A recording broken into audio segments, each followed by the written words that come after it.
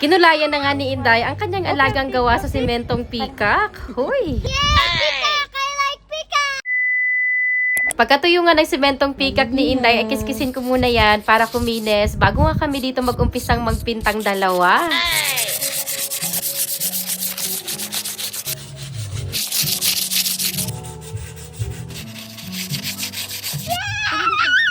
Let's go, Mom. Tawag lang, kayo parang... White first. It's on. Put white color. Pika, pika, pika. Oops, oops. Wait lang. I will wait here, yan.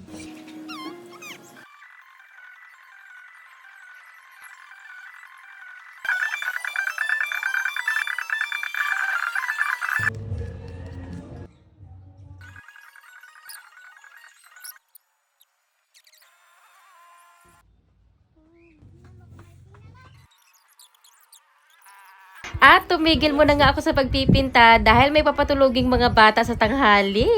Nanay, duty muna. At habang sila nga uminom ng gatas, nagtimpla na rin nga ako ng paborito kong barley para gis with spirulina. Sarap itimpla nito sa malamig na tubig, lalo na ngayong tag-init. Pakiramdam ko ang dami kong nagagawa dahil ang gaan-gaan sa pakiramdam pag nakainom nga nito, yung hindi ko ramdam ang pagod. Hoy. Pang overall health na kasi siya na maraming magandang benepisyo para sa ating buong katawan. Pwede sa constipated, irregular ang menstruation, okay naman sa mga acidic na nakatulong sa kanyang acid reflux sa isa nating nag-feedback. At the same time, nakakapagbawas pa siya regularly. Kinagabihan ko na rin nga na pagpatuloy ang pagkukulay dito sa peacock ni Inday. Patong naman nga ako ng color green dito. Matagal lang matapos, gawa nga ng mano-mano nga ang pagkukulay sa kanyang mga balahibo na hinulma ko nga ng pinagdidikit-dikit na dahon. Hoy!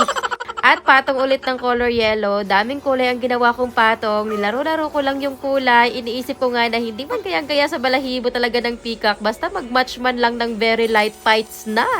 Nakakangalay nga lang sa may kamay at paa pati sa likod po. Pitik-pitik na nga sa kirot. Matapos lang nga ako sa pagkukulay nito dahil si Inday nakaabang na at excited na nga magkaroon ng kulay ito kanyang peacock.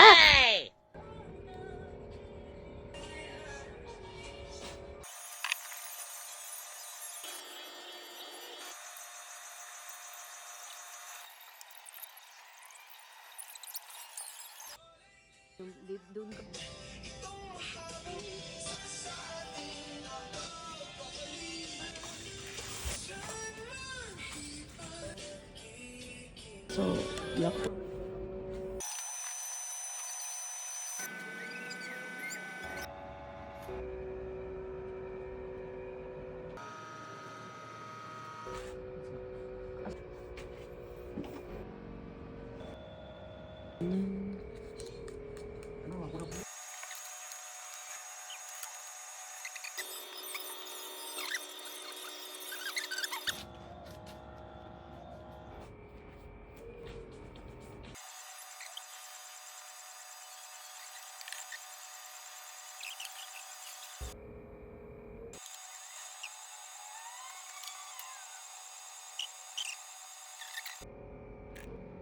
Meron.